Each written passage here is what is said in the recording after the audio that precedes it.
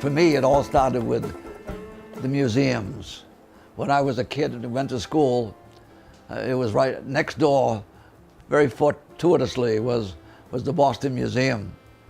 And so I would go over there, and in those days, there was nobody in museums.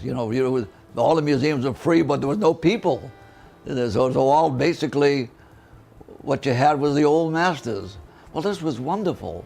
So I could walk around the museum with maybe only 10 people in there. And gee, it was marvelous. So then you had a wonderful rapport with Rembrandt and Goya, Velasquez, Van Gogh, Cezanne, went on. These marvelous pieces. So you kind of fell in love. That was really my first love affair in art.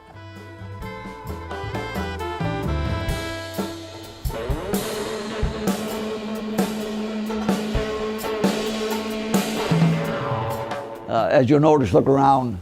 When I'm not doing painting, I'm thinking of hangings and I'm drawing and all these kind of, it's like my alphabet.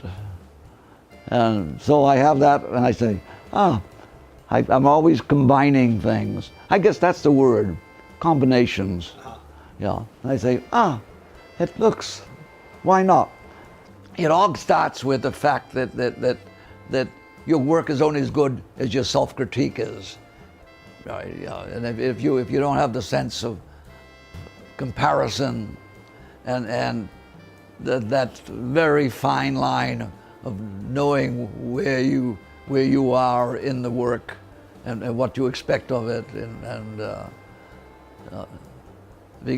because one of the worst qualities is your self-seduction. And if you don't have a sense of critique, you just don't progress.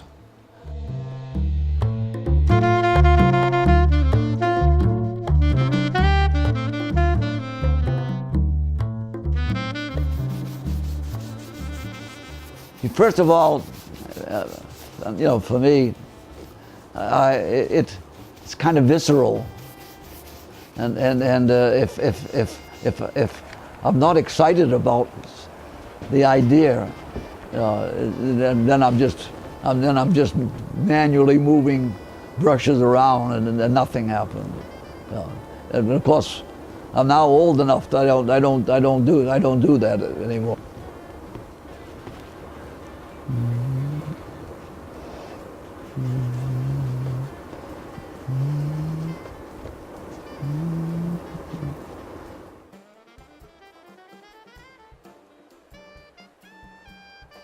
I love the abstract feeling of creating space, yet I love to see the figure featured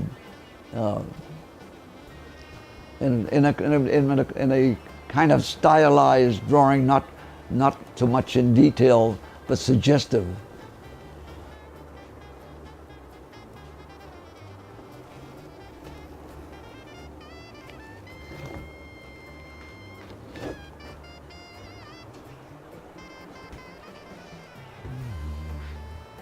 Painting requires, for me, a lot of energy and focus, and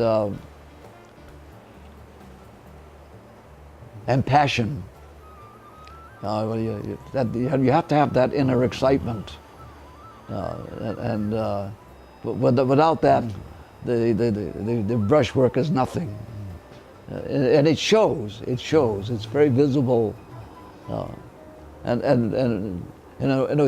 painting to begin with is very sensuous.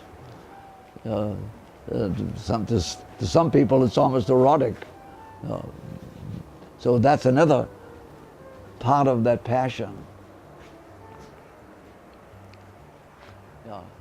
As you noticed, I created a space with color, with form, and depending on what came of it, suggested a kind of shape to fill it. So then I already know more or less what I'd like in it. So I start putting things into it. It's something like baking a cake. I put in the cake and see what the ingredients, and then I taste it aesthetically. And if it tastes good, I continue. And knowing when to stop is the critical part.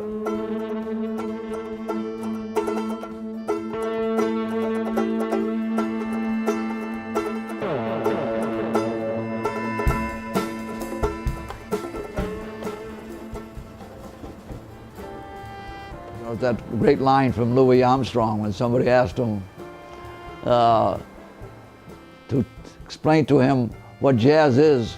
He said, "Man, if I have to explain it to you, you're never going to get it."